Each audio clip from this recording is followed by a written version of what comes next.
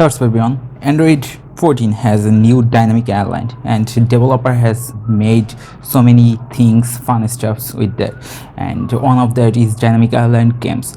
But if you are an Android user and wanna try that dynamic island games on your Android phone, you can. It's just a fun games, so if you want you can just play it.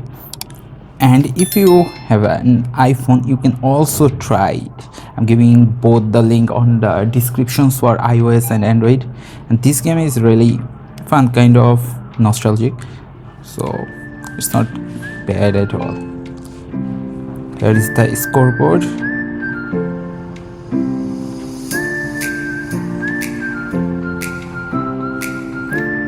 Press and hold and you can just move it.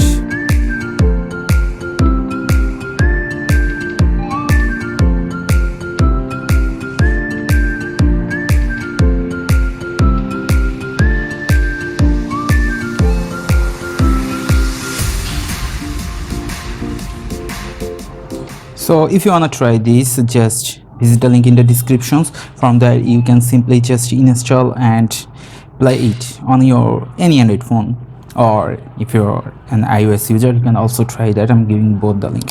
Thank you guys for watching. Hit the like and subscribe.